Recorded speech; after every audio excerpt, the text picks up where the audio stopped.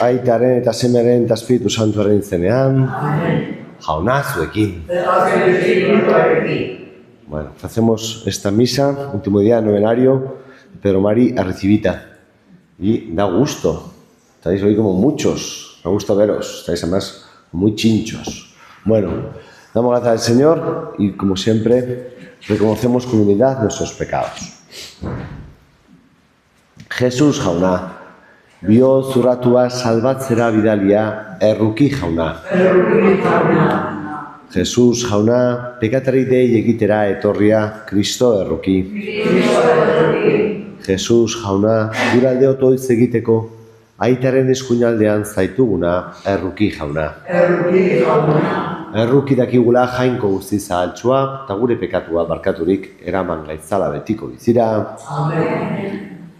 Egin dezagun otoez. Jainkoa guztidun betirekoa, zuzendu zeure gogora gure bizitza, fruitu ugari eman dezagun, zure seme maitearen izenean, zurekin eta Espiritu Santuarekin batean jainko tarrege bizi baita gizaldi eta gizaldietan. Amen.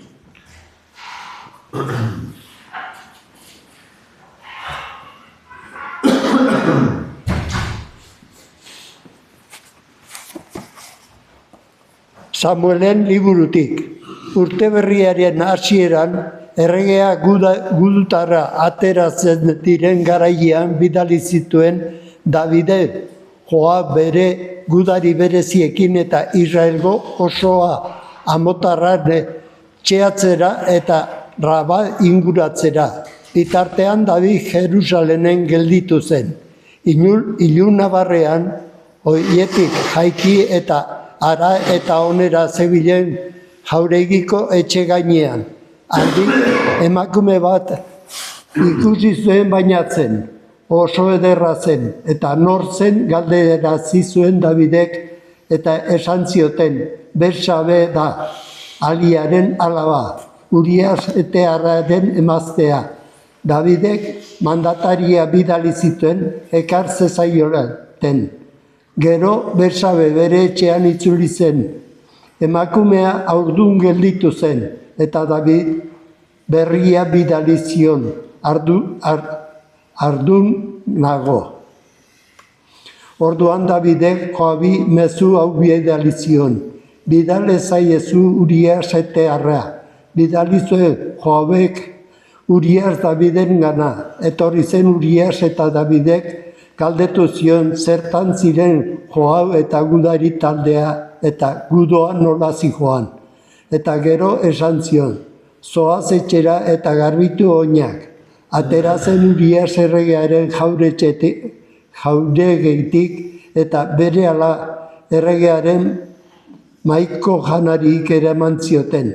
Baina Urias jauregiko ate ondoan gelditu zen, lotan bere jaunaren zaintzailearekin, eta ezen jaitsi bere etxera. Berri eman zioten Davidi, Urias da joan bere etxea. Bigarren maunean Davidek deitu zuen berekin jatera eta edatera eta mozkorrera zizuen.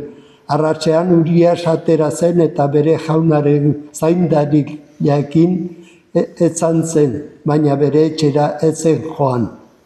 Biramonean eskutiz bat bidatzi zuen Davidek Joabi eta Uriasekin bidali, honela zioten eskutitzak. Guduan jarri Urias lekurik gogorrenean eta utzi bakarrik zauri dezaten eta hil. Joabek inguratua zeukan herria eta jarri zuen Urias etxairik bular zuenetan zeudela zekien lekuan. Hiriko gizonak atera ziren eta ekin zioten Joabi. Gudari talde batzuk erori ziren. Daviden gudari berezietatik eta Urias etearra ere hil zen. Jaunak esana. Denok erantzungo dugu. Erruki jauna pekatu egin duguta. Errukizakizki jalgoiko duzu maitasuna handiaz. Suntsitu ezazu nire makurra. Zure ameaigabeko errukiaz. Gabila ezazu nire obenetik.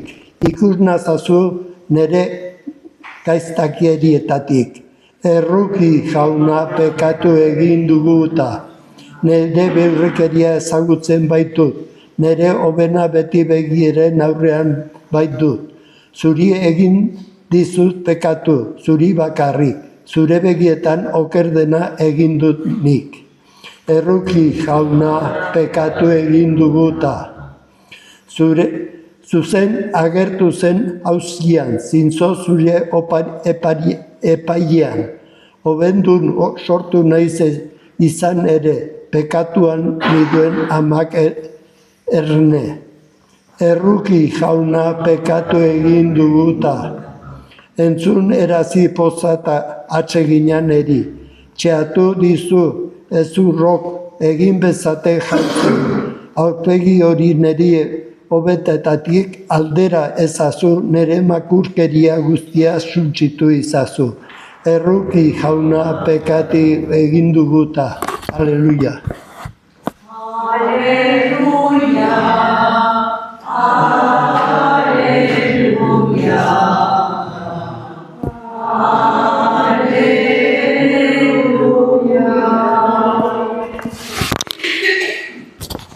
Jauna zuekin. Jesucristo Evangelioa San Marcosen liburutik. Aldi hartan, Jesusek honela esan zion jendeari. Jainkoaren erreinua lurrean hazia ereiten duen gizonaren antzekoa da. Gizona lo dago gauez eta jaikitzen da goizean. Hazia ernetzen da eta hazitzen dijoa, eta gizonak ez daki nola. Bere-berez ematen du lurrak uza, lehenengo lastoa, gero burua, eta ondoren galburuaren beteko alea. Eta alea prest dagoenean, igitaia erazten zaio, helduak bai daude gariak. Beste hau ere esan zien. Zeren antzekoa dela esango dugu jainkoaren erreinua? Zer parabolatan aieraziko dugu? Mostaza haziaren antzekoa da.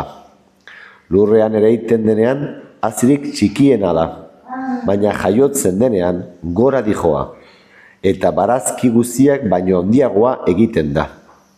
Adar handiak botatzen ditu, txoriekaren itzalpean kabi egin ahal izateraino. Horrelako parabola askotan hotz egiten zien hitza, haiek uler zezaizkioten neurrian. Eta parabola horik gabe ez zien hitz egiten. Bere ikasleei ordea, bakarrean dena agertzen zien. Jaunak esana. Bueno. Hemos poblado en la primera lectura, ¿no? Pues el pecado de David, ¿no? Que pues tanto nos puede horrorizar. Oye, momento de guerra y el rey tirado a la bartola, dejándose llevar por los placeres, por los vicios, por sus pasiones, ¿no? Comete pues la maldad, no solamente del adulterio, ¿no? Con la pobre Betsabé, sino que además mata, ¿no? Ordena matar, ¿no? Hace desaparecer pues al marido, ¿no? A Urías. Bueno, y digo, ante semejante pecado, ¿no? Como tantas veces en tu vida, en mi vida, pues podemos meter la pata, pues eso, hasta el fondo, ¿no? Meter el cuezo, caernos con todo el equipo, ¿no? Pero, acordaos, ¿no? Que David es el rey y al que el Señor elogia grandemente, no porque no haya metido nunca la pata, no porque sea impecable, maravilloso, perfecto, ¿no? En sí mismo, sino porque acto seguido, cuando el profeta, ¿no?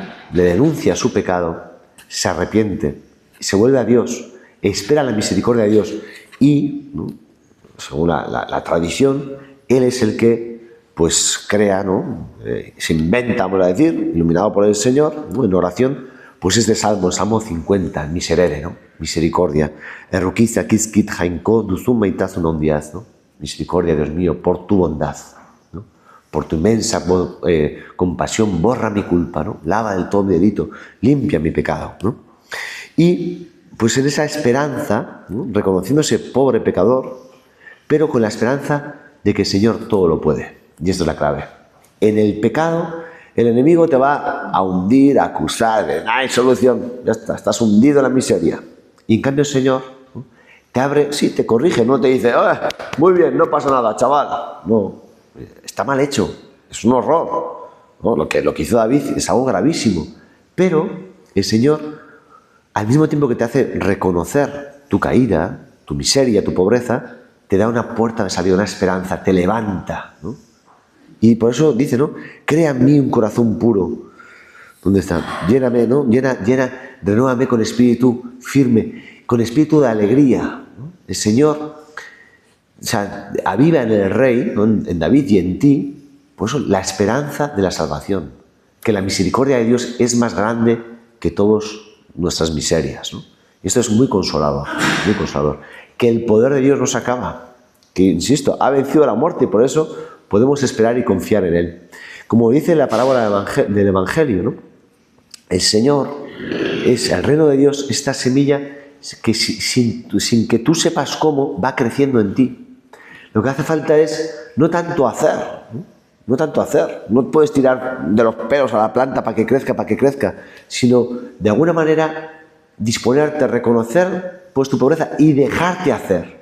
De alguna manera es, pues eso, cada día ser, ¿no? Es abrirte a un nuevo ser, no tanto hacer. Estamos muy acostumbrados de ¿qué tengo que hacer? ¿No? Estamos todos como angustiados con hacer cosas. No, se trata de ser hijo amado de Dios, de ser pues receptor de esa misericordia, de dejarte hacer. Y el Señor, en ese dejarte hacer, en ese dejarte lavar, en ese dejarte transformar por la gracia, en la oración, en esa apertura de corazón, en esa sinceridad, en esa humildad, reconocer, oye Señor, pues en mi vida tantas veces, pues no soy transparencia de tu amor. Me dejo llevar por el egoísmo, malos pensamientos, juicios, ¿no? Murmuraciones, lo que sea, quejas, lamentos, tristezas, ¿no? Desesperanzas. Pues Señor, lo pongo todo delante de ti y en ese humildemente entregárselo, el Señor lo va transformando, ¿vale? Insisto, porque Él es bueno, porque Él no aparta de nosotros su Espíritu Santo, siempre trabajando, sin que tú sepas cómo, poquito a poco. Incluso en la noche, el Señor te va transformando tu corazón, tu mente, y te va haciendo capaz de amar. Bueno, pues esa es nuestra esperanza, y eso es lo que pedimos al Señor, ¿no? Que nos transforme igual que hizo con el rey David, a pesar de que tantas veces pues metemos el cuezo.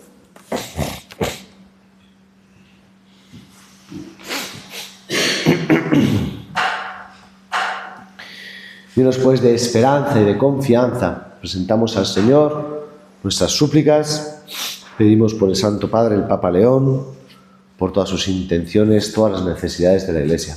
Skadezayun jaunari. Pedimos por todos los líderes de las naciones que tienen poder y autoridad en el destino de los pueblos, para que trabajen por el bien común, por la justicia, por la paz. Skadezayun jaunari. Pedimos por todos los que sufren de tantas maneras, en el alma, en la mente, en el cuerpo, para que el Señor los sane, los libere, para que nosotros seamos buen samaritano para ellos. Roguemos al Skadezayun jaunari. Pedimos en modo especial por los más grandes pecadores, que se sienten abrumados, acusados, tentados en la desesperanza, en la ausencia de misericordia, pues para que la luz de la gracia les alcance, para que les avive la esperanza del perdón, igual que lo experimentó David. Skadezayun jaunari. Y pedimos por último por el eterno descanso de todos nuestros seres queridos difuntos, y especialmente de Pedro Mari Arrecibita. Skadezayun jaunari. Acoge, Padre bueno, las súplicas que te hemos presentado con fe. Por Jesucristo nuestro Señor. Amén. Oh,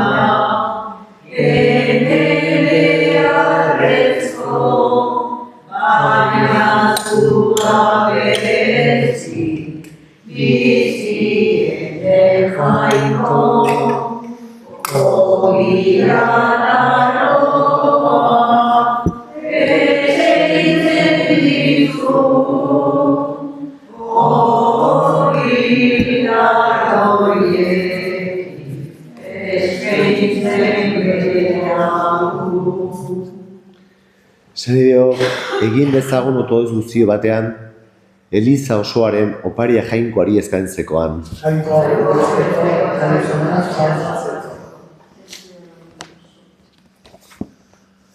Begi honez begira jauna gure eskaintzari, gu santu egin gaizala eta salbatu. Jesukristo gure jaunaren bitartez. Amen. Jauna zuekin. Gora bihotzak. Eskerra jangoiko gure jaunari. Egoki da bai eta zuzen, nonai eta beti, zuri eskerrak ematea, jauna eta guzti santu, jangoikoa guztidun betiereko horri. Jesukristo gure jaunaren bitartez. Berau egin duzu gauza guztien buru, eta beronen betearen betetik eman diguzu guztioi. Izatez jainko izanik, ezer ez du egin zen, eta gurutzeko bere edolaz, zer lurrak paketu zituen. Hori dela eta, denen gainetik goratua izan da, eta salbatzaile egina, beronen esanera jartzen diren guztientzat. Horregatik, aingero eta goi aingerokin, eta zeruko talde guztiekin, zura entzari gorazarre hau, beti da beti, abesten diogu.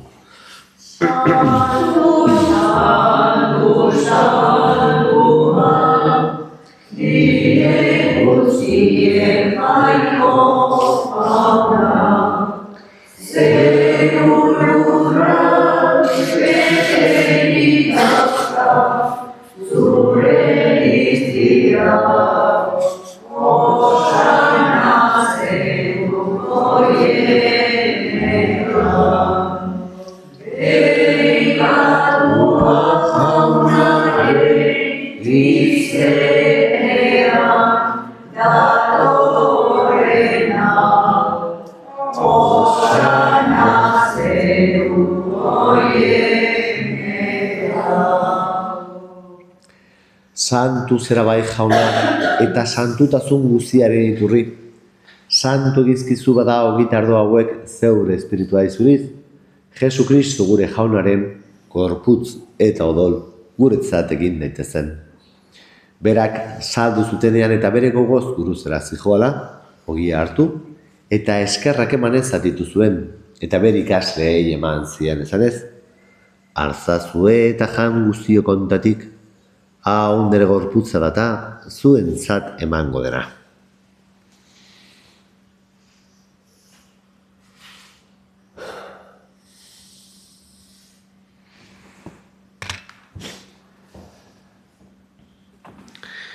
Era berean, afalondoan kaliza harturik, berriz ere eskerrak emanez bere ikasleei eman zien esanez. Artzazue eta edan guztio kontatik, hau nire dolaren kaliza data, itun berri eta betikoaren odola, zuentzat eta askorentzat pekatuak barkatzeko isuriko dena. Egizue hau, nire oroigarri.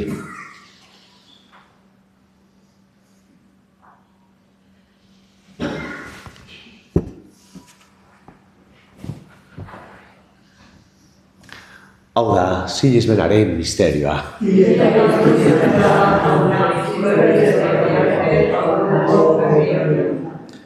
Horregatik jauna, zure semearen eriotza eta piztura gogoratuz, biziaren ogia eta salvamenaren kaliza eskaitzen dizkizugu zuri eskerrak emanez, aldarean zeure zerbizari onartu gaituzulako. Eta palki eskatzen dizugu Kristoren gorputza eta odol hartzen ditugunok, Espiritu Santuak bat egin gaitzala. Izan gogoan jauna, mundu guztian zabalduri dagoen zeure eliza. Eramazu maitasun osora, Leon gure eta santorekin, Florentzio gure gozelarekin, eta Aliz gizon guzekin batean. Era berean, izan gogoan jauna, piztiko itxaropenean joan diren gure senideak, bereziki, Pedro Mari Arrizibita, eta hildako guztiak ere, arizazu zeure arpegiaren argitan. Erruk izakizkigu arren gu guztio betiko bizitza iritsi dezagun, jangoikoaren ama Maria Virginia Doatxorekin, haren senar Jose Santuarekin, apostolu santuekin, eta gizaldi guztietan, zure adizkide izan diren santokin, haiekin batean gorez ezagun. Jesu Kristo zure semearen bitartez. Honen bitartez, honekin eta honengan, zuri aita jangoikoa guztidun horri, Espiritu Santuarekin batean, ospe eta aintza guztia gizaldi eta gizaldi guztietan. Amen. Sabatzaileak agindutara kutsiari jarraituz, beldur gabe esan dezagun.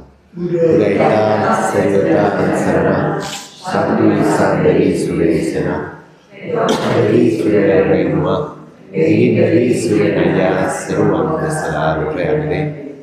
Nahi gutzu hau egunontako ogia, barkatu gure zorrak, guk ere gure zorrunei barkatzen dugu ezkero.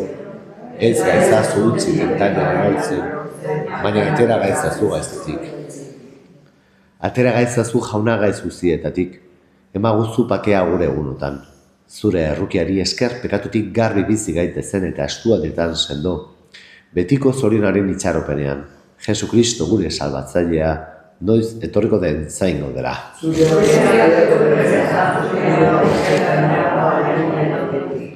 Jesu Kristo gure jauna, zuk ezana da apostoluei, pakea uzten dezuen gure pakea ematen. Begira zeure Elizaren sinismenari eta ez gure pekatuei. Eta zure gogoa den bezala, emaio zuen izari pakea eman batasuna, errege bizi baizara gizaldi eta gizaldietan. Amen. Jaunaren pakea betizuekin. Emaio zuen pakea elkarri.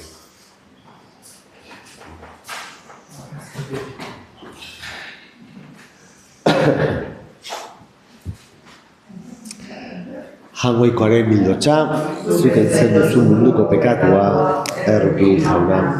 Jangoikoaren mildotxa, zuk entzen duzu munduko pekatua, erruki jauna. Jangoikoaren mildotxa, zuk entzen duzu munduko pekatua, maio duzu pakea.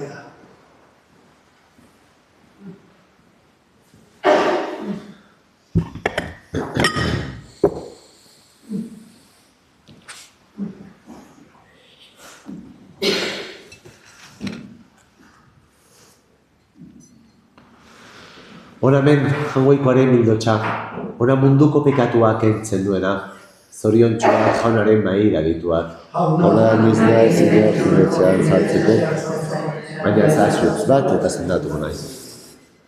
Onofre, ¿me ayudarías?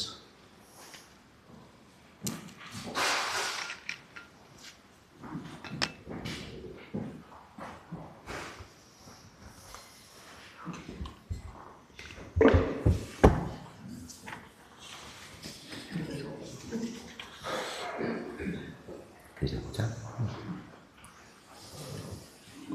Que el Señor te bendiga para repartir en tu santo cuerpo.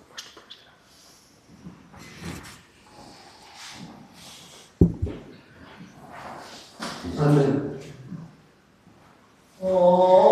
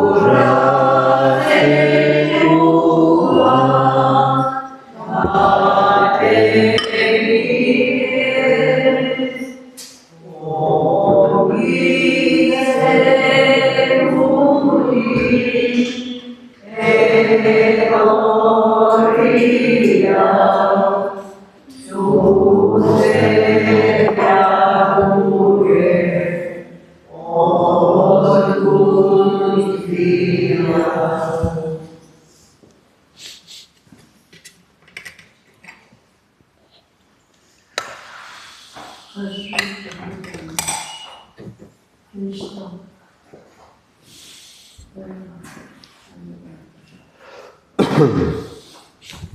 Garbanzo, que nos dé garbanzos,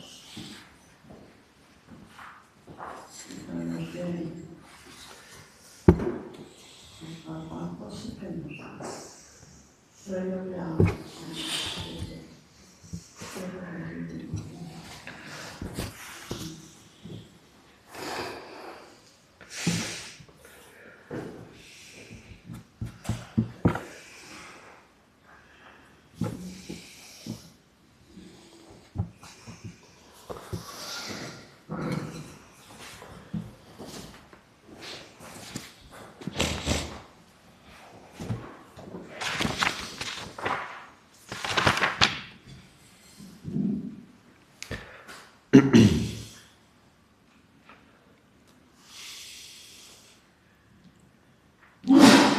Egin dezagun otoiz.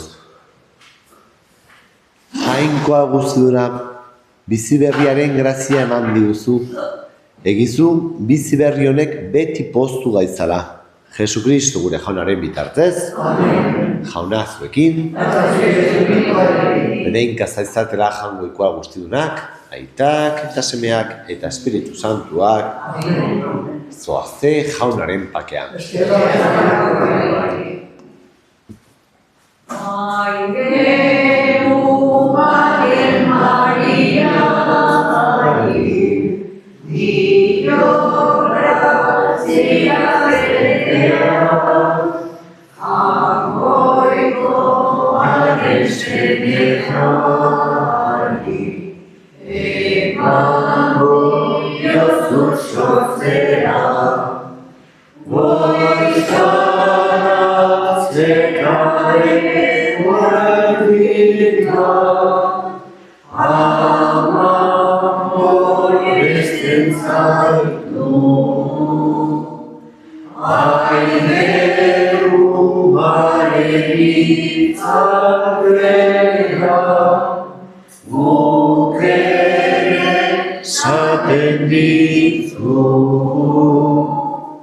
Que se me olvidaba. El próximo martes, día 3, es San Blas, día 1 la Candelaria. Entonces, para concentrar, el domingo, día 1 en misa, será la bendición de las candelas, ¿vale? Las velas, y los alimentos también, ¿vale? Entonces, pues eso, domingo concentrado las dos bendiciones, nada más.